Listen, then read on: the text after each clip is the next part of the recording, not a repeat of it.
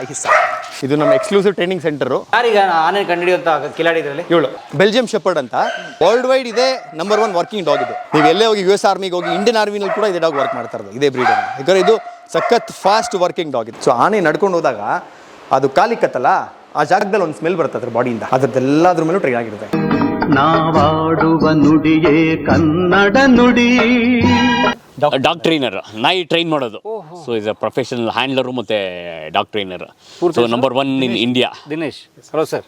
Number 1 in India dog handling ಅಲ್ಲಿ. India's top 1 dog handler and trainer.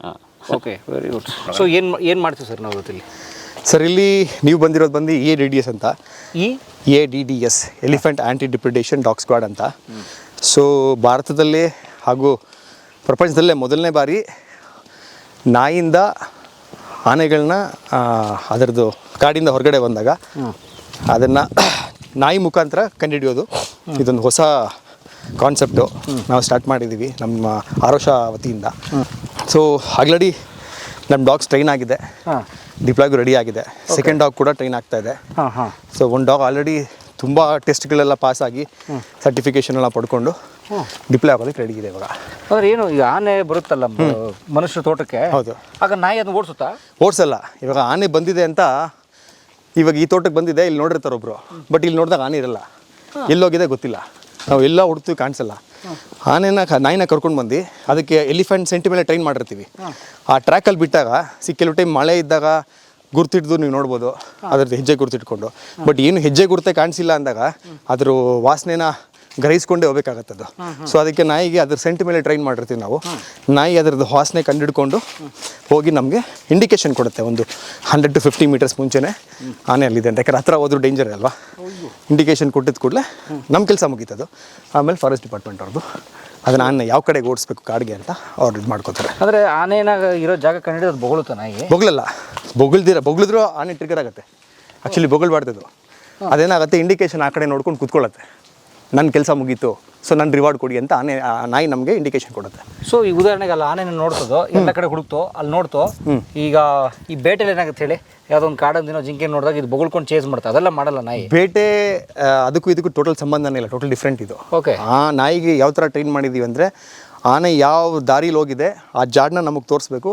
ಅಲ್ಲಿ ಹೋಗ್ಬಿಟ್ಟು ಆನೆ ಎಷ್ಟು ದೂರದಲ್ಲಿದೆ ಒಂದು 50 ಮೀಟ್ರಿಂದನೇ ನಿಂತ್ಕೊಂಡು ಇಂಡಿಕೇಶನ್ ಕೊಡಬೇಕು. ನಮ್ಮ ಮುಖ ನೋಡುತ್ತೆ ನಾಯಿ, ಅಲ್ಲಿ ನೋಡ್ಬಿಟ್ಟು ಆ ಡೈರೆಕ್ಷನ್ ನಮ್ಮ ಮುಖ ನೋಡುತ್ತೆ. ಸೊ ನನ್ನ ಕೆಲಸ ಮುಗೀತು, ನನಗೆ ರಿವಾರ್ಡ್ ಕೊಡಿ ಅಂತ. ಸೂಪರ್. ಸೊ ಅಂತ ನಾಯಿ ನೀವು ಟ್ರೈನ್ ಮಾಡಿದ್ದೀರಾ? ಹೌದು ಸರ್.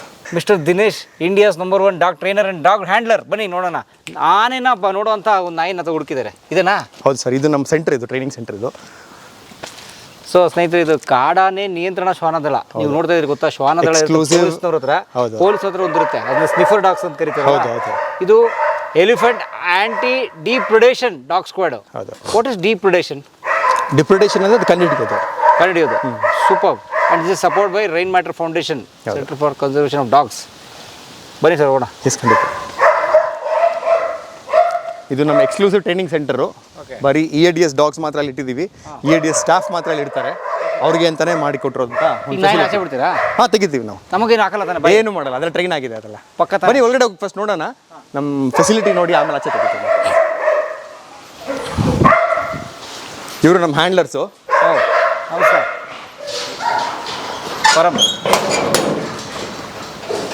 ಪರಂ ದಿನೇಶ್ ಬರ್ಬೋದಾ? ಬನ್ನಿ ಖಂಡಿತ. ಇದು ಇಸ್ಸಾ ಅಂತ ಅವಳ ಹೆಸರು. 1.5 year old ಇವಳು ಆಲ್ಮೋಸ್ಟ್ 4 ತಿಂಗಳು ವಯಸ್ಸಿಂದನೂ ಟ್ರೈನ್ ಮಾಡ್ತಾ ಇದೀವಿ ಇವಳನ್ನ. ಇದು ಲೈಕಾ ಅಂತ, ಇವಾಗ ಇವಳಿಗೆ 10 ತಿಂಗಳು. ಇವಳಿಗೂ ಅಷ್ಟೇ ಒಂದು 6 ತಿಂಗಳ ವಯಸ್ಸಿನ ಟ್ರೈನ್ ಮಾಡ್ತಾ ಇದೀವಿ. ಇಬ್ರು ಹೆಣ್ಣು. ಮೇಲ್ಸ್ ಸ್ವಲ್ಪ ಡಿಸ್ಟ್ರಾಕ್ಷನ್ ಜಾಸ್ತಿ ಕೆಲಸ ಮಾಡೋದ್ರಲ್ಲಿ. ಸೊ ಫೀಮೇಲ್ ಡಾಗ್ಸ್ ಇದ್ರೆ ಫೋಕಸ್ ಚೆನ್ನಾಗಿರುತ್ತೆ, ಕೆಲಸ ಚೆನ್ನಾಗಿ ಮಾಡುತ್ತೆ. ಹುಡುಗರು ಸರಿ ಕೆಲಸ ಮಾಡಲ್ಲ ಅಂತ. ಮೇಲ್ ಡಾಗ್ಸ್ಗೆ ಕೆಲಸ ಮಾಡುತ್ತವೆ, ಬಟ್ ನಮಗೆ ಫೀಮೇಲ್ ಡಾಗ್ಸ್ ಮೇಲೆ ನಂಬಿಕೆ ಜಾಸ್ತಿ. ಕಂಪ್ಯಾರಿಟಿವ್ಲಿ 90% ಮೇಲ್ ಮಾಡಿದ್ರೆ 100% ಫೀಮೇಲ್ ಕೆಲಸ ಮಾಡುತ್ತೆ ಅಂತ. ಸೂಪರ್. ಸೊ ಯಾರೀಗ ಆನೆ ಕಂಡುಹಿಡಿಯುವಂಥ ಕಿಲಾಡಿ ಇದರಲ್ಲಿ? ಇವಳು ಆಲ್ರೆಡಿ ಕಂಡುಹಿಡಿದು ತುಂಬ ಸಲ ನಮಗೆ ಒಳ್ಳೆ ರಿಸಲ್ಟ್ ಕೊಟ್ಟಿದ್ದಾಳೆ. ಎಷ್ಟು ಆನೆ ಕಂಡುಹಿಡಿದಾಳೆ? ಇವತ್ತು ನಮ್ಮ ಟ್ರೈನಿಂಗಲ್ಲಿ ನಾವು ಜೇಲಾರ್ಗೆ ಹೋಗ್ತೀವಿ. ಇಲ್ಲಿ ಬನ್ನರಘಟ್ಟನಲ್ಲಿ ಜೈಲರ್ ರೆಸಾರ್ಟ್ಸ್ ಇದೆಲ್ಲ, ಅಲ್ಲಿಗೆ ನಾವು ಆನೆ ಕರೆಸ್ತೀವಿ. ನಾವು ಅಲ್ಲಿಗೆ ಕರೆಸ್ಬಿಟ್ಟು ಆನೆದೊಂದು ಟ್ರ್ಯಾಕ್ ಪ್ಲೇಸ್ ಮಾಡ್ತೀವಿ ನಾವು. ಆನೆ ಹೋಗಿ ಒಂದು ಅರ್ಧ ಗಂಟೆ ಆದಮೇಲೆ ನಾವು ನಾಯಿನ ಬಿಡ್ತೀವಿ. ನಮಗೆ ಗೊತ್ತಿರಲ್ಲ ಆನೆ ಎಲ್ಲೋಗಿರುತ್ತೆ ಅಂತ, ಬಟ್ ಅವ್ಳು ಕರ್ಕೊಂಡು ಹೋಗಿ ಕರೆಕ್ಟಾಗಿ ತೋರಿಸಲ್ಲ ಆನೆ ಇಲ್ಲಿದೆ ಅಂತ. ಅದು ಸದ್ಯಕ್ಕೆ ಸಾಕಾನೆಯಿಂದ ಟ್ರೈನಿಂಗ್ ಮಾಡಿದ್ವಿ ನಾವು. ಬನ್ನರಘಟ್ಟ ಝೂಲ್ ಇದೆಯಲ್ಲ, ಆನೆಗಳನ್ನ ಕರೆಸಿ ಅದ್ರದ್ದು ಸೆಂಟ್ ಇಟ್ಕೊಂಡು ಟ್ರೈನ್ ಮಾಡಿದ್ದೀವಿ. ಸೊ ಕಾಡಾನೆಗೆ ಅಂತ ಇನ್ನೂ ನಮಗೆ ಡಿಪ್ಲಾಯ್ ಮಾಡಿಲ್ಲ, ಯಾಕಂದರೆ ಇವಾಗ ರೈನಿ ಸೀಸನ್ ಅಲ್ವಾ, ಇವಾಗ ಆನೆಗಳು ಜಾಸ್ತಿ ಬರಲ್ಲ. ಡಿಸೆಂಬರ್ ಜನವರಿ ಮೇಲೆ ಆನೆಗಳು ಕಾಡಿಂದ ನಾಡಿಗೆ ಬರೋಕ್ಕೆ ಶುರುವಾಗ್ತವೆ. ಆವಾಗ ಇವಾಗ ನಮ್ಮ ETF ಅವರು ಇರ್ತಾರೆ, ಎಲಿಫೆಂಟ್ ಟಾಸ್ಕ್ ಫೋರ್ಸ್ ಅವರು, ಮತ್ತು ಫಾರೆಸ್ಟ್ ಡಿಪಾರ್ಟ್ಮೆಂಟ್ ಗಾರ್ಡ್ಗಳು ಮತ್ತು ವಾಚರ್ಸ್ ಎಲ್ಲ ಅವ್ರನ್ನ ಇನ್ಫಾರ್ಮೇಷನ್ ಕೊಡ್ತಾರೆ. ಈ ಜಾಗದಿಂದ ಆನೆ ದಾಟಿತ್ತು 1 ಅವರ್ ಮುಂಚೆ, ಇವಾಗ ಎಲ್ಲೋಗಿದೆ ಗೊತ್ತಿಲ್ಲ ಅಂತ ಹೇಳ್ತಾರೆ. ಆವಾಗ ಎಲ್ಲಿಂದ ದಾಟಿದೆ ನಮ್ಗೊಂದು ಜಾಡ್ ಸಿಕ್ತು ಅಂದಾಗ ಅಲ್ಲಿ ಬಿಡ್ತೀವಿ ನಾಯಿ ಆ ವಾಸನೆಯನ್ನು ಗ್ರಹಿಸ್ಕೊಂಡು ಹೋಗಿ ನಮಗೆ ತೋರಿಸುತ್ತೆ. ಫೇಲ್ಯೂರ್ ಇಲ್ವಾ ಸರ್? ಇವತ್ತರೆಗೂ ನಮ್ಮ ಟೆಸ್ಟಲ್ಲಿ ಫೇಲ್ಯೂರ್ ಆಗಿಲ್ಲ. 100% ರಿಸಲ್ಟ್ ಕೊಟ್ಟಿದ್ದಾಳೆ. 100% ರಿಸಲ್ಟ್ ಕೊಟ್ಟಿದ್ದಾಳೆ ಅಲ್ಲಿ. ಸೂಪರ್. ಕನ್ಫ್ಯೂಸ್ ಆದ್ರೂ ವಾಪಸ್ ಟ್ರ್ಯಾಕಿಗೆ ಬಂದುಬಿಟ್ಟು ಕರ್ಕೊಂಡೋಗಿ ರೈಟ್ ಟ್ರ್ಯಾಕ್ ತೋರಿಸಿಲ್ಲ. ಹೇಗೆ ಟ್ರೈನಿಂಗ್ ಕೊಡ್ತೀರ ಒಳಗೆ? ಸರ್ ಇದೆಲ್ಲ ಡಿಫ್ರೆಂಟ್ ಕೈಂಡ್ ಆಫ್ ಟ್ರೈನಿಂಗ್ ಏನೂ ಇಲ್ಲ. ಇವಾಗ ಸೆಂಟ್ ವರ್ಕಲ್ಲಿ ಏನೇನು ಟ್ರೈನಿಂಗ್ ಇದೆ ಟ್ರ್ಯಾಕಿಂಗಲ್ಲಿ, ಪೊಲೀಸ್ ಡಿಪಾರ್ಟ್ಮೆಂಟಲ್ಲಿ ಅವರು ಒಬ್ಬ ಮನುಷ್ಯಂದು ಸೆಂಟ್ನ ಇಟ್ಬಿಟ್ಟು ಟ್ರೈನ್ ಮಾಡಿರ್ತಾರೆ. ಆಮೇಲೆ ಟ್ರ್ಯಾಕಿಂಗ್ ಮಾಡಿರ್ತಾರೆ.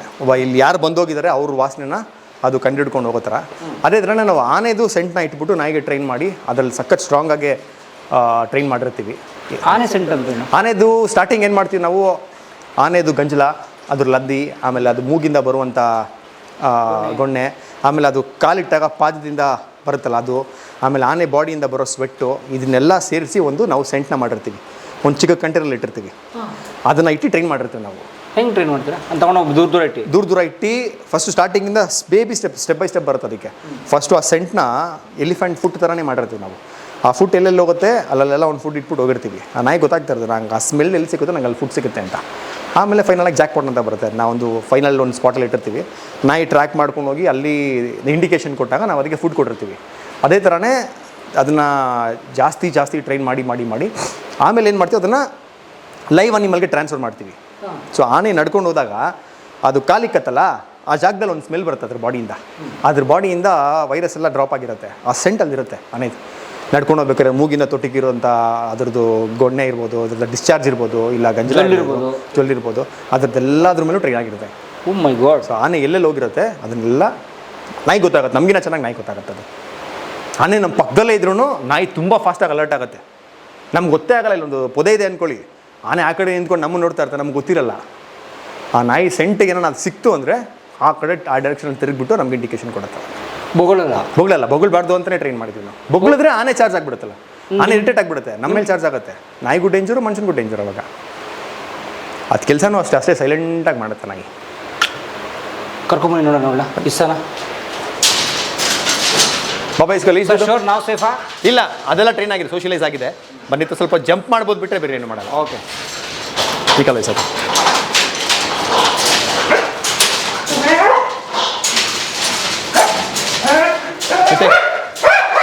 थोड़ा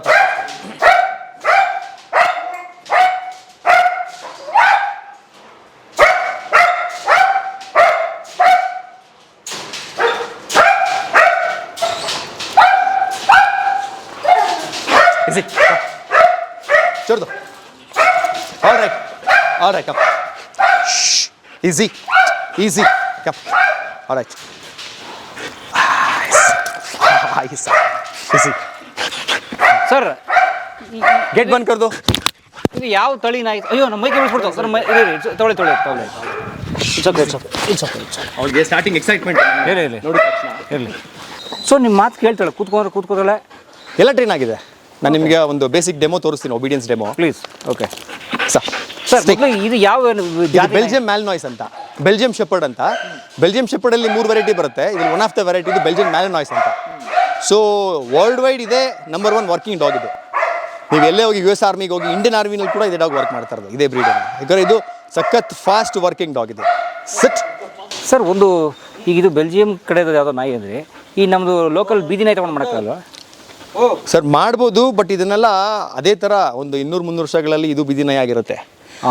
ಅದರಲ್ಲಿ ಒಳ್ಳೆ ಕೆಲಸ ಮಾಡೋ ನಾಯಿನ ತೊಗೊಂಡು ಬ್ರೀಡ್ನ ಮ್ಯೂಟೇಷನ್ ಮಾಡಿ ಅದ್ರದ್ದು ಡ್ರೈವ್ಸ್ನ ಡೆವಲಪ್ ಮಾಡಿ ಅದನ್ನು ಈ ಮಟ್ಟಕ್ಕೆ ತೊಗೊಂಬಂದಿದ್ದಾರೆ. ಇವಾಗ ನಾವು ಬೀದಿ ನಾಯಿ ತೊಗೋತೀವಿ, ಅಲ್ಲಿ ಹುಡುಕ್ಬೇಕಾಗತ್ತೆ ಯಾವುದಕ್ಕೆ ವರ್ಕಿಂಗ್ ಎಬಿಲಿಟಿ ಚೆನ್ನಾಗಿದೆ, ಸೆಂಟ್ ಪವರ್ ಯಾವುದಕ್ಕೆ ಚೆನ್ನಾಗಿದೆ ಅಂತ. ಮಾಡಿಸ್ಬೋದು, ಇಲ್ಲ ಅಂತಿಲ್ಲ. ಯಾಕಂದರೆ ಎಲ್ಲದರಲ್ಲೂ ನ್ಯಾಚುರಲ್ ಇನ್ಸ್ಟಿಂಕ್ಟ್ಸ್ ಇದ್ದೇ ಇರುತ್ತೆ. ಎಲ್ಲ ಪ್ರಾಣಿಗಳು ಕಾಡಲ್ಲಿದ್ದಾಗ ಅದು ವೈಲ್ಡ್ ಅನಿಮಲ್ಸನ್ನೇ ಇದೇ ಇನ್ಸ್ಟಿಂಕ್ಟ್ನ ಯೂಸ್ ಮಾಡ್ಕೊಂಡು ಬದುಕ್ತಿದ್ವು ಅವು. ಹಂಟ್ ಮಾಡಬೇಕಾದ್ರೂ ಅಷ್ಟೇ ಸ್ಮೆಲ್ ನೋಡ್ಕೊಂಡೆ ಹೋಗ್ತಾವು, ಚೇಸ್ ಮಾಡ್ಕೊಂಡೆ ಅದಕ್ಕೆ ಬದುಕಬೇಕಿತ್ತು. ನಾವೇನು ಮಾಡ್ತೀವಿ, ಕಾಡಿಂದ ನಾಡಿಗೆ ತೊಗೊಂಡು ಬಂದಾಗ ಅದಕ್ಕೆ ಫುಡ್ಡು, ಶೆಲ್ಟರು, ಅಫೆಕ್ಷನ್ನು, ಲವ್ ಎಲ್ಲ ಕೊಟ್ಟಮೇಲೆ ಆ ಇನ್ಸ್ಟಿಂಕ್ಟ್ಸ್ ಹಂಗೆ ಇರುತ್ತೆ. ಆ ಡ್ರೈವ್ ಎಲ್ಲ, ಹಂಟಿಂಗ್ ಡ್ರೈವ್ ಆಗಲಿ, ಫುಡ್ ಡ್ರೈವ್ ಆಗಲಿ, ಅದನ್ನು ಉಪಯೋಗಿಸ್ಕೊಂಡು ನಾವು ನಮ್ಮ ಕೆಲ್ಸಗಳಿಗೆ ಬಳಸ್ಕೊತಾ ಇದೀವಿ ಅಷ್ಟೇ. ಈಸಿ. ಇವರಿದ್ರ ಹ್ಯಾಂಡ್ಲರು, ಅವರೇ ನಿಮಗೆ ಡೆಮೋ ತೋರಿಸ್ತಾರೆ. ಸೂಪರ್. ಅವ್ರು ಏನು ಡೆಮೋ ತೋರಿಸ್ತಾರೆ, ನೀವು ಅದ್ರ ಬಗ್ಗೆ ಎಕ್ಸ್ಪ್ಲೇನ್ ಮಾಡಿ. ಎಸ್. ಸೊ ಇದು ಬಂದು ಬೇಸಿಕ್ ಒಬಿಡಿಯನ್ಸ್. ಇದು ಅದಕ್ಕೆ ಒಂದು 4 ಕಮಾಂಡ್ಸ್ ಹೇಳ್ಕೊಟ್ಟಿರ್ತೀವಿ ನಾವು. ಸೆಟ್ ಸ್ಟೇ, ಡೌನ್ ಸ್ಟೇ ಮತ್ತು ಹೀಲ್ ವಾಕು, ರೀಕಾಲ್ ಹೇಳ್ಕೊಟ್ಟಿರ್ತೀವಿ. ಅದು ಜಸ್ಟ್ ಬೇಸಿಕ್ ನಮ್ಮ ಕಂಟ್ರೋಲ್ ಇಟ್ಕೊಳ್ಳೋದಕ್ಕೋಸ್ಕರ. ಅದು ಫೌಂಡೇಶನ್ ಟ್ರೈನಿಂಗ್ನಲ್ಲೇ ಹೇಳ್ಕೊಟ್ಟಿರ್ತೀವಿ. ಅದಿದ್ರೇ ನಮಗೆ ಬೇರೆ ಎಲ್ಲ ಟ್ರೈನಿಂಗ್ ಮಾಡ್ಕೊಳ್ಳೋದಕ್ಕೆ ಉಪಯೋಗ ಆಗುತ್ತದು. ಸೊ ಫುಡ್ ಕೊಟ್ಟೋದನ್ನ ಸ್ವಲ್ಪ ರೆಡಿ ಮಾಡಬೇಕು. ಹಾಂ, ಫುಡ್ ಕೊಡೋದ್ರಿಂದ ಏನಂದರೆ ಒಂದು ಕಂಟ್ರೋಲ್ ತೊಗೊಳೋದಕ್ಕಷ್ಟೇ. ಅದು ನಿಮ್ಮ ಮಾತು ಕೇಳುತ್ತೆ, ನಮ್ಮ ಮಾತು ಕೇಳಲಿ ಅಂತ. ಇದು ಬರೀ ಜಸ್ಟ್ ಬೇಸಿಕ್ ಅಷ್ಟೇ, ಯಾಕಂದರೆ ನಮ್ಮ ಕಂಟ್ರೋಲ್ಗೆ ಇರಲಿ ಅಂತ. ಬಟ್ ನಮಗೆ ಮೇನ್ ಇಂಪಾರ್ಟೆಂಟ್ ಕೆಲಸ ಏನಂದರೆ ನಾನೇನು ಕಂಡಿಡಿಯೋದೇ ಕೆಲಸ ಆಗಿರ್ತದೆ. ಈಗ ಇವಳು ಎಷ್ಟು ತಿಂಗಳಿಂದ ಇದು ಆಲ್ಮೋಸ್ಟ್ ಒಂದು 14-15 ತಿಂಗಳು ಟ್ರೈನಿಂಗ್ ಮಾಡ್ತಿದ್ವಿ. ಇದಕ್ಕೆ ಡ್ಯೂಟಿ ಮಾಡೋಕ್ಕೆ ಶುರು ಮಾಡಿ. ಡ್ಯೂಟಿಗಿನ್ನ ಡಿಪ್ಲಾಯ್ ಮಾಡಿಲ್ಲ, ಮಾಡಿಲ್ಲ. ಬಟ್ ಡೆಮಾನ್ಸ್ಟ್ರೇಷನ್ ನಾವು ಕರ್ಕೊಂಡು ಹೋಗ್ತಿದ್ವಿ ಟ್ರೈನಿಂಗ್ ಮಾಡೋದಕ್ಕೆ. ಯಾಕಂದ್ರೆ ನಮಗಿನ್ನ ಆ್ಯಕ್ಚುಲ್ ಕಾಡಾನೆಗೆ ನಾವು ಇನ್ನೂ ಕೆಲಸಕ್ಕೆ ಹಾಕಿಲ್ಲ ಅವಳನ್ನ. ನಾವು ಮತಿಗೋಡಲ್ಲಿ ತೊಗೊಂಡೋಗಿ ಆನೆ ಕ್ಯಾಂಪಲ್ಲಿ ಅಲ್ಲೂ ಟ್ರೈನ್ ಮಾಡಿದ್ವಿ. ಆಮೇಲೆ ಚನ್ನಪಟ್ಟಣಲ್ಲಿ ಒಂದ್ಸಲ ಆನೆ ಕ್ಯಾಪ್ಚರ್ಗೆ ಬಂದಾಗ ಅಲ್ಲೂ ಆನೆಗಳು ತುಂಬ ಬಂದಿದ್ವು. ಯಾಕಂದರೆ ನಾಯಿಗೆ ಏನಾಗುತ್ತೆ ಅಂದರೆ ಒಂದೇ ಆನೆ ಸೆಂಟು ಒಂದೇ ಊರಿನಲ್ಲಿ ಕೆಲಸ ಮಾಡೋ ಥರ ಇರಬಾರ್ದಲ್ವ. ಕಾಡಂದರೆ ನಮ್ಮ ಕರ್ನಾಟಕದಲ್ಲಿ ಎಲ್ಲಿ ಬೇಕಾದ್ರೆ ಹೋಗಿ ಕೆಲಸ ಮಾಡಬೇಕಾಗತ್ತೆ. ಸೊ ಮತಿಗೋಡ್ ಕ್ಯಾಂಪಲ್ಲಿ ಒಂದು ವಾರ ಇದ್ಬಿಟ್ಟು ಅಲ್ಲಿ ಟ್ರೈನಿಂಗ್ ಮಾಡಿದ್ವಿ. ಅಲ್ಲೂ ಒಳ್ಳೆ ರೆಸ್ಪಾನ್ಸ್ ಸಿಕ್ತು. ಆಮೇಲೆ ಈಗ ಒಂದು 8 ತಿಂಗಳು ಮುಂಚೆ ಚನ್ನಪಟ್ಟಣದಲ್ಲಿ ಆನೆ ಕ್ಯಾಪ್ಚರ್ ಬಂದಾಗ ಅಲ್ಲೊಂದು 10 ಆನೆ ಬಂದಿತ್ತು. ಅವಾಗಲೂ ಕರ್ಕೊಂಡೋಗಿ ಡಿಫ್ರೆಂಟ್ ಆನೆಗಳ ಮೇಲೆ ಟ್ರೈನ್ ಮಾಡಿದಾಗ ಅಲ್ಲೂ ಅಷ್ಟೇ ತುಂಬ ಚೆನ್ನಾಗಿ ರೆಸ್ಪಾನ್ಸ್ ಸಿಕ್ತು. ಮಾವತ್ತರೆಲ್ಲ ಖುಷಿ ಆಗ್ಬಿಟ್ರು, ನಾಯಿ ಹಿಂಗೆಲ್ಲ ಕೆಲಸ ಮಾಡುತ್ತಾ ಅಂತ. ಅವರು ಎಲ್ಲೇ ಒಳಗಡೆ ಕಾಡೊಳಗಡೆ ನಾಯಿನ ಕರ್ಕೊಂಡು ಹೋಗಲ್ಲ, ಯಾಕಂದ್ರೆ ನಾಯಿಂದ ಕಾಡಾನೆಗಳು ಟ್ರಿಗರ್ ಆಗ್ತವೆ ಅಂದ್ಬಿಟ್ಟು. ಆನೆ ಅಲರ್ಟ್ ಆಗಿ ನಮ್ಮೇಲೆ ಬರುತ್ತೆ ಅಂತ ಇವ್ರಿಗೂ ಅದೊಂದು ಭಯ ಇತ್ತು. ಆಮೇಲೆ ಈ ನಾಯಿ ನೋಡ್ಬಿಟ್ಟು ಅವರೇ ಖುಷಿ ಆಗೋಗ್ಬಿಟ್ರು, ನಾಯಿ ಇಷ್ಟೆಲ್ಲ ಕೆಲಸ ಮಾಡತ್ತಂತ ಅವ್ರಿಗೆ ಐಡಿಯಾ. ಸೈಲೆಂಟಾಗಿ. ಹೌದು, ಸೈಲೆಂಟ್ ವರ್ಕರ್. ಹೌದು. ಆಮೇಲೆ ಕೆಲವು ಸಾಕಾನೆಗಳಿಗೂ ನಾಯಿಗಳು ನೋಡೋಕೆ ಸ್ವಲ್ಪ ಗಾಬರಿ ಆಗ್ತವೆ. ಅವಕ್ಕೆ ಅಷ್ಟೊಂದು ಸೋಷಿಯಲೈಸ್ ಆಗಿರಲ್ಲ ಅಲ್ಲಿ. ಬಟ್ ಅದು ಅಷ್ಟೇ, ಇದನ್ನು ನೋಡಿ ಅವು ಇದು ಬೊಗಳೋದಾಗಲಿ ಏನೂ ಮಾಡಲಿಲ್ವಲ್ಲ, ಆರಾಮಾಗಿರ್ತಿತ್ತು ಆನೆಗಳು. ತಾವು ಎಷ್ಟು ವರ್ಷದಿಂದ ಮಾಡ್ತೀರಿ ಸರ್? ನಾನು 20 ವರ್ಷದಿಂದ. ಆ್ಯಕ್ಚುಲಿ ನಾನು K9 ಟ್ರೈನಿಂಗಲ್ಲಿ 50% ಮಾಡಿದ್ದೀನಿ. ಜಾಸ್ತಿ ನಾನು ಇಂಟರ್ನ್ಯಾಷನಲ್ ಡಾಗ್ ಶೋಸ್ ಅಟೆಂಡ್ ಮಾಡ್ತೀನಿ. ನಾನು ಬಂದು ಕನ್ಫರ್ಮೇಷನ್ ಡಾಗ್ ಶೋ ಹ್ಯಾಂಡ್ಲರ್ ನಾನು. ಏನು ಕನ್ಫರ್ಮೇಷನ್ ಡಾಗ್? ಕನ್ಫರ್ಮೇಷನ್ ಅಂದರೆ ಇವಾಗ ಬ್ರೀಡ್ ಸ್ಟ್ಯಾಂಡರ್ಡ್ ಪ್ರಕಾರ ಒಂದು ಕನ್ಫರ್ಮೇಷನ್ ಇರುತ್ತೆ. ಅದೇ ಆ್ಯಕ್ಚುಲಿ ಬಿಗ್ಗೆಸ್ಟ್ ಶೋ ನಮ್ಮ ವರ್ಲ್ಡ್ ವೈಡಲ್ಲಿ. ಆ ಶೋನಲ್ಲಿ ನಾನು one of the successful handler ಇಂಡಿಯಾನಲ್ಲಿ. ಲಾಸ್ಟ್ ವೀಕ್ ಮೈಸೂರಿನಲ್ಲೂ ಶೋ ನಡೆದಾಗ ಬೆಸ್ಟ್ ಇನ್ ಶೋ ಹೋಯಿತು ನಮ್ಮದು. ಸೂಪರ್. ಅದಕ್ಕೆ ಹೋದ್ವಾರ ಹುಬ್ಳಿನಲ್ಲಿ ಶೋ ನಡೀತು, ಅಲ್ಲಿ 2 ಟ್ವಿನ್ ಬೆಸ್ಟ್ ಇನ್ ಶೋ ಹೋಯಿತು. ಸೊ ಈ ವಾರ ಬೆಂಗಳೂರಲ್ಲಿ ತಿರ್ಗಾ ಶೋ ಇದೆ. ಸೊ ಇಡೀ ಜಗತ್ತು ಸುತ್ತಿರ್ತೀರಿ ಸರ್? ನಾನು all over the country, all over the world ಸುತ್ತಾ ಇರ್ತೀನಿ. ನಾನು ಇಂಡಿಯನ್ ರೆಪ್ರೆಸೆಂಟ್ ಮಾಡಿದ್ದೀನಿ ಥೈಲ್ಯಾಂಡ್, ಮಲೇಷ್ಯಾ, ಫಿಲಿಪೀನ್ಸಲ್ಲಿ. ಸೊ ಎಲ್ಲ ಕಡೆ ಶೋ ಮಾಡಿ ವಿನ್ನಿಂಗ್ಸ್ ಆಗಿದೆ ನಮ್ಮ ನಾಯಿಗಳು. ಎಷ್ಟು ತಮ್ಮ ಏಜು? ಸರ್ ಇವಾಗ 36. ನೋಡಿ, ಕನ್ನಡಿಗ. ಯಾವ ಮೂಲ? ಬ್ಯಾಂಗ್ಳೂರೇ ಸರ್ ಹುಟ್ಟಿದ್ದು, ಓದಿದ್ದು ಇತ್ಯಾದಿ ಎಲ್ಲ ಬೆಂಗಳೂರೇ. ತಾಯಿಮನೆ ಮೈಸೂರು, ಬಟ್ ನಾವು ಹುಟ್ಟಿ ಬೆಳೆದೆಲ್ಲ ಬೆಂಗಳೂರನ್ನೇ. ಇದ್ರ ಬಗ್ಗೆ ಹೆಂಗೆ ಆಸಕ್ತಿ ಬಂದು ನಾಯಿ ಟ್ರೈನಿಂಗ್? ಸರ್ ಚಿಕ್ಕ ವಯಸ್ಸಿಂದ ಪ್ರಾಣಿಗಳ ಮೇಲೆ ಇಷ್ಟ ನಮಗೆ. ಪ್ರಾಣಿಗಳು ಕಂಡ್ರೆ ಇಷ್ಟ. ಅದೇ ಥರನೇ ಟ್ರೈನಿಂಗಲ್ಲಿ ಕಲ್ತ್ಕೊಂಡೆ. ಟ್ರೈನಿಂಗ್ ಆದಮೇಲೆ ಆರೋಷಾಗೆ ಬಂದೆ. ಆರೋಷನಲ್ಲಿ ಅವಿನಾಶ್ ಅಂತ ಅವರು ಇಲ್ಲಿ ಮೈನ್ ಹೆಡ್ ಅವರು. ಸೊ ಅವ್ರ ಹತ್ರ ಮಾತಾಡ್ತಿರ್ಬೇಕಾದ್ರೆ ಒಂದು ಕಾನ್ಸೆಪ್ಟ್ ಬಂತು ಡಿಸ್ಕಸ್ ಮಾಡ್ಬೇಕಾದ್ರೆ. ಅವರು ಆ್ಯಕ್ಚುಲಿ ಇದು ಬಂದು ಆರೋಷ ಎಲಿಫೆಂಟ್ ರಿಸರ್ಚ್ ಸೆಂಟರ್ ಅಲ್ವಾ, ನಮಗೂ ಆನೆಗಳಂದರೆ ಭಾಳ ಇಷ್ಟ ಇತ್ತು. ಹಿಂಗೆ ಬಂದು ಡಿಸ್ಕಸ್ ಮಾಡಬೇಕಾದ್ರೆ ಆನೆ ಬಗ್ಗೆ ಒಂದಿನ ಮಾಡಬೇಕು ಅಂದಾಗ ಡಿಸ್ಕಸ್ ಮಾಡಿ, ನಮ್ಗೆ ಆ್ಯಕ್ಚುಲಿ ಸೀನಿಯರ್ ಟ್ರೈನರ್ ಬಂದು ಸಂಜಯನ್ KP ಅಂತ. ಅವ್ರು ಬಂದು 2 ಟೈಮ್ ಗೋಲ್ಡ್ ಮೆಡಲಿಸ್ಟು. ಅವರು CRPF ಅಲ್ಲಿ ಕೆಲಸ ಮಾಡಿದ್ದಾರೆ.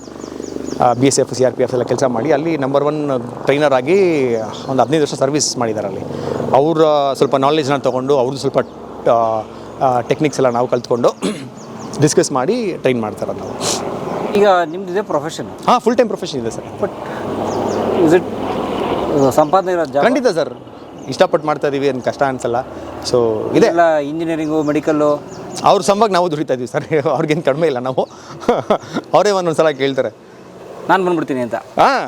ಬಂದ್ಬಿಡ್ತೀನಿ ಅಂತಲ್ಲ, ನೀನು ನಾವು ಇಷ್ಟೆಲ್ಲ ಕಷ್ಟ ಬಿದ್ರು, ಇಷ್ಟೆಲ್ಲ ಓದಿದ್ರು ನಮ್ಮ ಸಮವಾಗಿ ನೀನು ದುಡಿತಾ ಇದೆಯಲ್ಲ ಅಂತ. ಸೂಪರ್. ನೋಡಿ, ಜಗತ್ತು ಎಷ್ಟು ದೊಡ್ಡದಾಗಿದೆ. ನಾವು ಸ್ಟೀರಿಯೋ ಟೈಪ್ ಯೋಚನೆ ಮಾಡೋದು ಬಿಡಬೇಕು. ಬನ್ನಿ ನೋಡೋಣ ನಾಯಿ. Yes sir. ಹೀಲ್ ಕರೋ, ಹೀಲ್ ವಾಕ್ ಕರೋ. ಇದು ಹೀಲ್ ವಾಕ್ ಅಂತ ನಮ್ಮ ಪಕ್ಕದಲ್ಲೇ ನಡಿಬೇಕಾಗತ್ತೆ. ನಾವು ಹೀಲ್ ಅಂತ ಹೇಳಿದಾಗ ನಮ್ಮನ್ನ ಫೋಕಸ್ ಮಾಡ್ಕೊಂಡು ನಮ್ಮ ಪಕ್ಕದಲ್ಲೇ ನಡಿಬೇಕು. ಸೆಟ್ ಅಂತ ಹೇಳಿದ ಕೂಡಲೇ ಕೂತ್ಕೊಂಡು ನಮ್ಮ ಮುಖ ನೋಡತ್ತದು. ಸೆಟ್ ಬೋಲೋ. ಸೂಪರ್. ಸ್ಟೇ ಕರೋದು. ಅಷ್ಟು ಮೌನ ಕೆಲಸ ಮಾಡ್ತಾರೆ.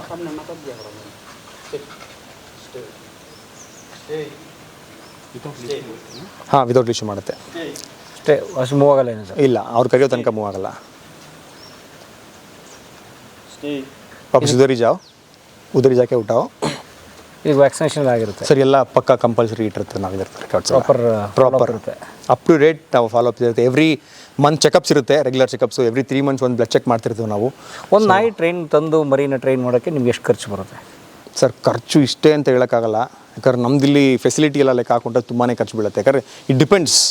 ಇಲ್ಲೇ ಟ್ರೈನ್ ಮಾಡಿಸ್ಬೇಕಂದ್ರೆ ಬೇರೆ ಖರ್ಚು ಬೀಳುತ್ತೆ. ನಮ್ಮ ಟ್ರೈನಿಂಗ್ ಸೆಂಟರ್ ಕಳಿಸಿದ್ರೆ ನಾವು ಯೂಶಲಿ 25,000 per month ಚಾರ್ಜ್ ಮಾಡ್ತೀವಿ. ನಮ್ಮದು ತಾವರೆಕೆರೆನಲ್ಲಿ ಟ್ರೈನಿಂಗ್ ಸೆಂಟರ್ ಇದೆ. ಹಾಂ, ನಂದೇ training centre plus boarding kennel ಇದೆ ಅಲ್ಲಿ. ಸೊ ಅಲ್ಲಿಟ್ಟಾಗ ನಾನು 25,000 per month ಚಾರ್ಜ್ ಮಾಡ್ತೀನಿ ನಾನು ಪರ್ ಡಾಗು. ಅದು ಯೂಶಲಿ ನಾನು ಇವಾಗ ಶೋ ಡಾಗ್ಸ್ನೇ ತೊಗೋತಾ ಇರೋದು, ಬೇರೆ ಒಬಿಡಿಯನ್ಸ್ ಅದು ತೊಗೋತಿಲ್ಲ.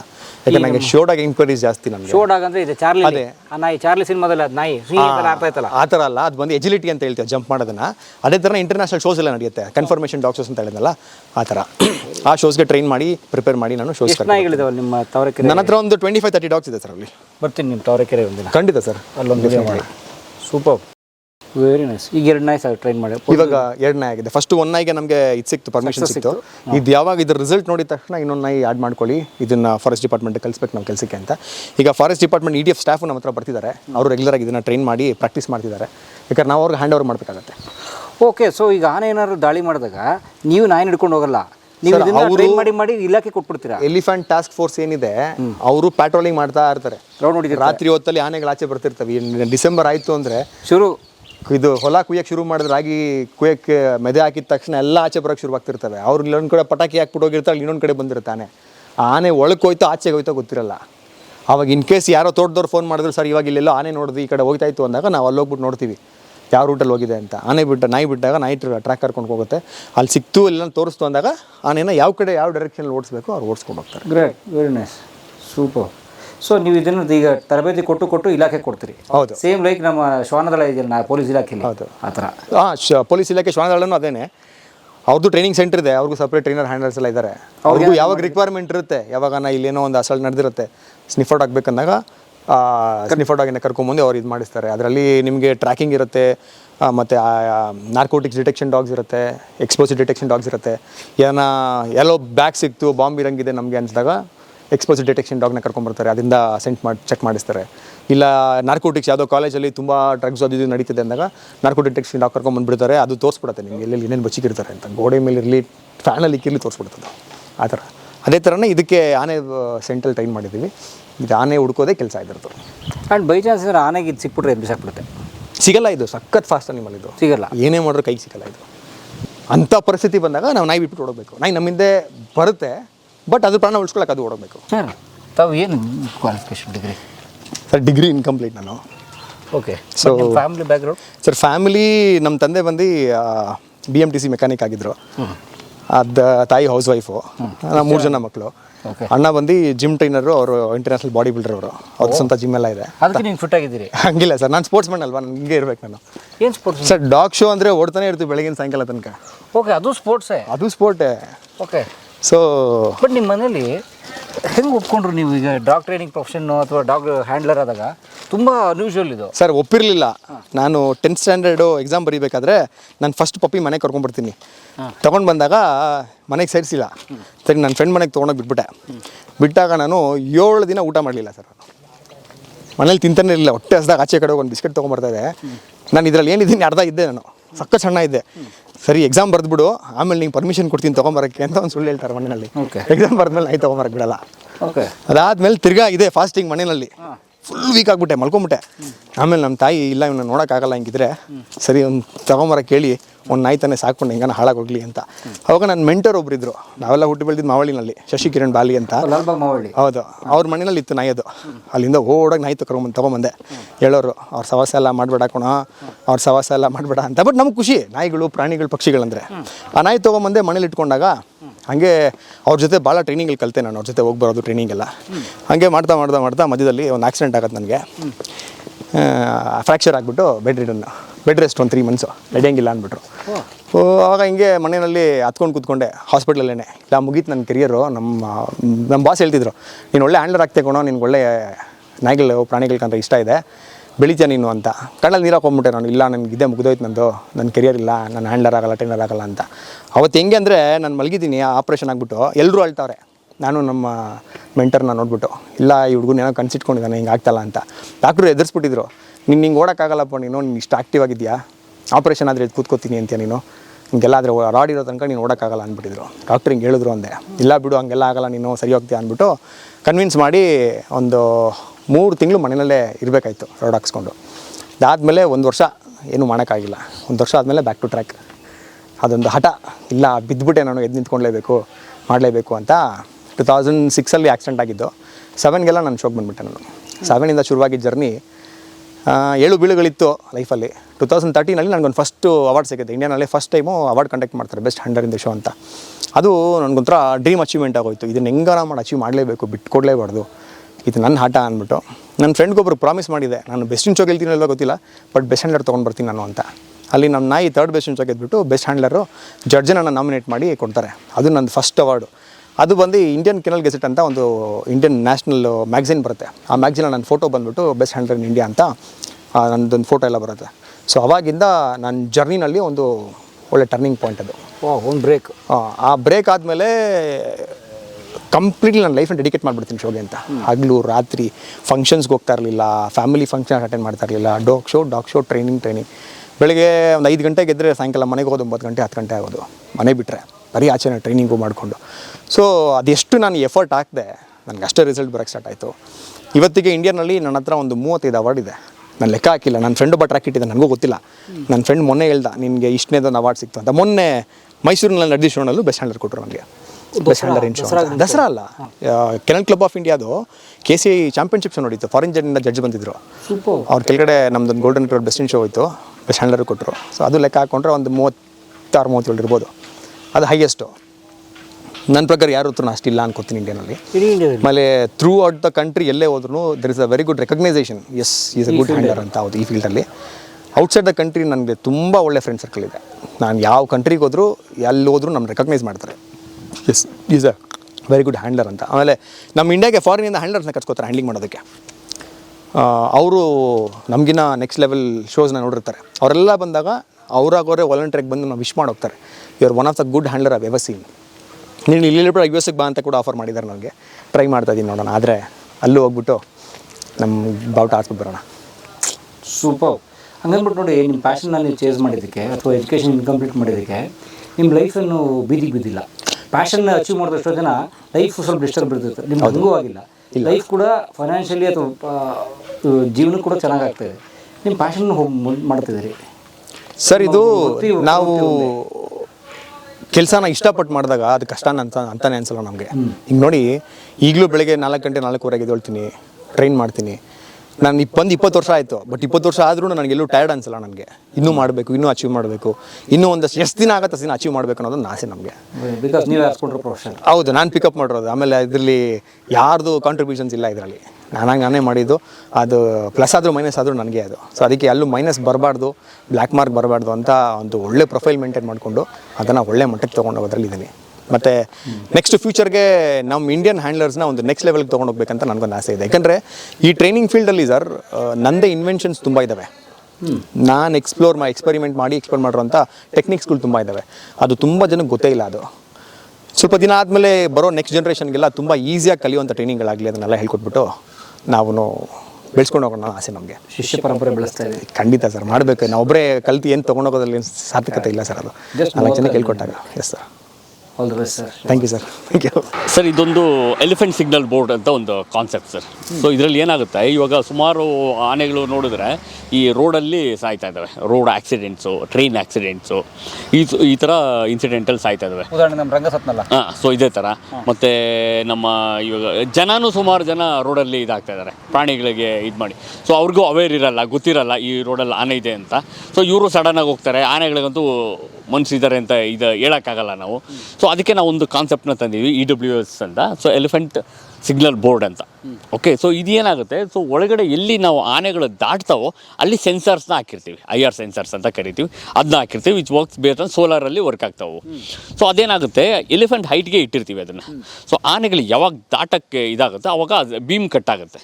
ಬೀಮ್ ಕಟ್ಟಾಗಿ ಅಲ್ಲಿಂದ ಒಂದು ಮೆಸೇಜ್ ಹೋಗುತ್ತೆ. ಮೆಸೇಜ್ ಹೋಗಿ ಒಂದು ಬೋರ್ಡ್ಗೆ ಬರುತ್ತೆ. ಇನ್ನೊಂದು ಮೆಸೇಜು ಒಂದು ಯಾರು ಇನ್ಚಾರ್ಜ್ ಇರ್ತಾರೆ ಡಿಪಾರ್ಟ್ಮೆಂಟ್ಗೆ ಹೋಗುತ್ತೆ, ಸೇಯಿಂಗ್ ದಟ್ ಇಲ್ಲಿ ಜಾಗದಲ್ಲಿ ಆನೆ ಇದೆ ಅಂತ. ಓಕೆ. ಸೊ ಬೋರ್ಡ್ಗೆ ಬರೋ ಇದು ಮೆಸೇಜ್ ಏನಾಗುತ್ತೆ, ಲೈಟ್ ಬರೋಕ್ಕೆ ಸ್ಟಾರ್ಟ್ ಆಗುತ್ತೆ. ಇದರಲ್ಲಿ ರೆಡ್ ಲೈಟ್ ಬ್ಲಿಂಕ್ ಆಗುತ್ತೆ. ಇದು ಹಾಂ, ಟ್ರಾಫಿಕ್ ಲೈಟ್ ಥರ ಬರುತ್ತೆ. ಓಕೆ, ಅದಕ್ಕೆ ಈ ಥರ ರೆಡ್. ಅಕ್ರಿಲಿಕ್. ಕರೆಕ್ಟ್. ಸೊ ಅದ್ರೊಳಗಡೆ ಲೈಟ್ ಇದೆ, ಒಂದು ಸಿಮ್ ಕಾರ್ಡ್ ಮಾಡ್ಯೂಲ್ ಇದೆ. ಸೊ ಆ ಸಿಮ್ ಕಾರ್ಡ್ ಇದಕ್ಕೆ ಮೆಸೇಜ್ ಕಳಿಸ್ತದೆ. ಅವಾಗ ಬೋರ್ಡ್ಗೆ ಲೈಟ್ ಬರೋಕ್ಕೆ ಶುರು ಆಗುತ್ತೆ. ಸೊ ಅವಾಗ ಇದು ಟ್ರಾಫಿಕ್ ಸಿಗ್ನಲ್ ಥರ. ಸೊ ಜನಕ್ಕೆ ಏನು ಗೊತ್ತಾಗುತ್ತೆ, ಓ ರೋಡಲ್ಲಿ ಆನೆ ಇದೆ, ಸೊ ನಿಧಾನಕ್ಕೆ ಹೋಗಬೇಕು ಅಂತ ಅವೇರ್ನೆಸ್ ಇದಿರುತ್ತೆ. ಸೊ ಇದು ಬೋರ್ಡ್ ಏನೋ ಲೈಟ್ ಆಗ್ತಿದ್ರೆ ನಿಲ್ಲಿಸ್ಬಿಟ್ಟು ನಿಧಾನಕ್ಕೆ ಹೋಗ್ತಾರೆ, ಇಲ್ಲಾಂದ್ರೆ ನಾರ್ಮಲ್ ಆಗಿ ಹೋಗ್ತಾ ಇರ್ತಾರೆ. ಸೊ ಇಲ್ಲಿ ರೆಡ್ ಇದು ಬ್ಲಿಂಕ್ ಆಗ್ತಾ ಇದೆ ಅಂತಂದಾಗ ಆನೆ ಪಾಸ್ ಆಗಿದೆ ಅಂತ. ಪಾಸ್ ರೋಡಲ್ಲಿ ಇದೆ ಅಂತ. ಸೂಪರ್. ಒಂದು awareness alert board. Super, very nice. Okay, ನಾವು ಎಲ್ಲಿ ಹಾಕಿರ್ತೀವಿ ಅಂದ್ರೆ ಆ ಸಿಗ್ನಲ್ ಒಳಗಡೆ ಎಲ್ಲೆಲ್ಲಿ ಆನೆ ದಾಟುವಂಥ ಜಾಗ ಇರುತ್ತೆ ಅಲ್ಲಿ ಮೇನ್ ಆಗಿ ಅದನ್ನ ಫಿಕ್ಸ್ ಮಾಡಿರ್ತೀವಿ. ಅದೆಲ್ಲಿ ರೆಗ್ಯುಲರ್ ಆಗಿ ದಾಟುತ್ತೆ, ಅಲ್ಲಿ ಫಿಕ್ಸ್ ಮಾಡಿರ್ತೀವಿ. ಇಲ್ಲೆಲ್ಲೋ ದಾಟೋ ಟ್ರ್ಯಾಕ್ ಇದು. ಇಲ್ಲಿ ದಾಟಲ್ಲ, ಒಳಗಡೆ ಹಾಕಿರ್ತೀವಿ. ಸೊ ಅದರ ರೋಡ್ ಬೋರ್ಡ್ ಇದು. ಅದು ರೋಡ್ ಬೋರ್ಡ್. Road sign. ಈ ರೋಡಲ್ಲಿ ಸ್ಟಾರ್ಟಿಂಗ್ ಇದೆ, ending of the road board ಇದೇ ಥರ ಬೋರ್ಡ್ ಇದೆ. ಎರಡು ಕಡೆನೂ ಮೆಸೇಜ್ ಹೋಗುತ್ತೆ. ಇಲ್ಲಿ ಆನೆ ದಾಟಿದ್ರೆ ಎರಡು ಕಡೆಗೂ ಮೆಸೇಜ್ ಹೋಗುತ್ತೆ. ಆ ಕಡೆ ಇರೋರ್ಗೂ ಗೊತ್ತಾಗುತ್ತೆ, ಈ ಕಡೆ ಇರೋರ್ಗೂ ಗೊತ್ತಾಗುತ್ತೆ ಆನೆ ಈ ರೋಡಲ್ಲಿ ಹೋಗ್ತಾ ಇದೆ. ಆ ಬೀಮ್ ಎಲ್ಲಿದೆ ಅದು? ಅದು ಬೀಮ್ ಅದು ಒಳಗಡೆ ಇದೆ ಸರ್, ಇರುತ್ತೆ. ಫಾರೆಸ್ಟ್ ಒಳಗಡೆ ಇರುತ್ತೆ. ಆನೆ ಎಲ್ಲಿ ದಾಟುತ್ತೋ ಅಲ್ಲಿ ಇಟ್ಟಿರ್ತೀವಿ. ರೆಗ್ಯುಲರ್ ಪಾಸಿಂಗ್ ಟ್ರ್ಯಾಕಲ್ಲಿ ಇರುತ್ತೆ. ಸೊ ಇಲ್ಲಿ ರೆಡ್ ಬರ್ತಾ ಇದೆ, ಜನ ಹುಷಾರಾಗಿ ಓಡಾಡಬೇಕು. ಸೂಪರ್. ಸೊ ಅದನ್ನ ಒಂದು ಕಾನ್ಸೆಪ್ಟ್ನ ರೆಡಿ ಮಾಡಿದ್ದೀವಿ.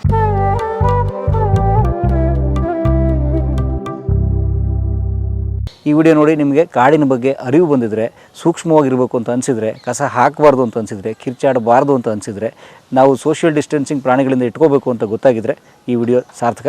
6 ವರ್ಷ ತಂಡಕ್ಕೆ ಶುಭವಾಗಲಿ.